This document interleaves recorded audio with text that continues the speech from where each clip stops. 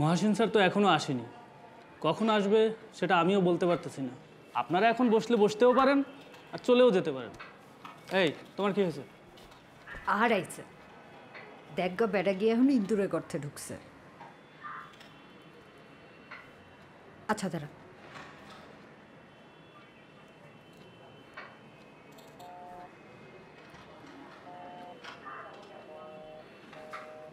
দেখছস ফোনটাও বন্ধ করে রাখছে। চল তুই চল চল চল। কি দাঁড়ালি কেন? তুই যা, আমি আর একটু দেখি।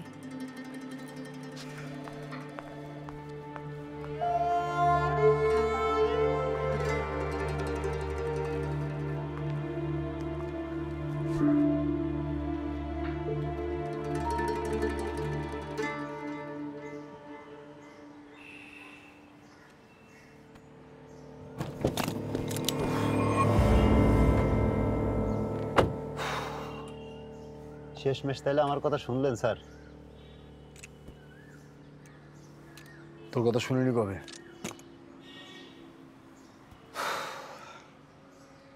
জেকেবির এখন কি অবস্থা? কি আর বলবো স্যার, জেকেবি তো আর এখন জেকেবি নাই। সময় অনেক গড়াইছে, ওরাও অনেক দূর আগায় গেছে। জন কবির এখন কই পাবো? তার নাগাল পাওয়া এত সহজ না। হ্যাঁ, গ্রুপের লোকেরাই তো এখন তারা দেখে না, শুধুমাত্র 2-3 জন ছাড়া। এই 2-3 জন কারা? লাবিব, জিল্লুর আর মিনু। যদিও এগুলো সব ছদ্ম নাম। তাহলে এগুলোর কোন সিস্টেমে পাবো?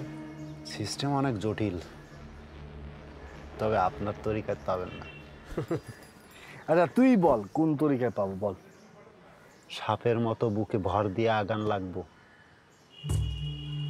জিল্লুরের বিষয়টা তো নষ্ট করছেন, এখন নতুন সিস্টেম দেই শোনেন। কয়েকদিন আগে ওরা একটা কাভার্ড ভ্যান ছিনতাই করছে, আর ইশারা ইঙ্গিতে যা বুঝলাম কিছুদিন পরে একটা মোটর সাইকেলও ছিনতাই করবে।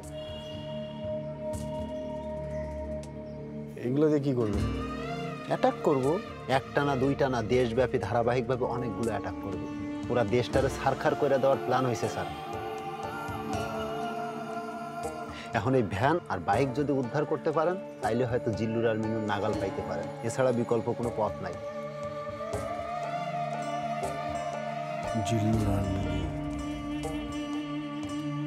আমার এখন যাইতে হইব স্যার, বাজার করার কথা বলে বের হয়ে আসছে। দাঁড়া, তুই এত কিছু কিভাবে জানোস? কারণ আমি নিজেই ওই গ্রুপের মধ্যে ঢুইকা আছি স্যার। এখন জান নিয়ে বাইরে হইতে পারতাছি না, তাই পুরা গ্রুপটারে ধ্বংস কইরা তারপরে বাইরে হওয়ার রাস্তা খুঁজতাছি।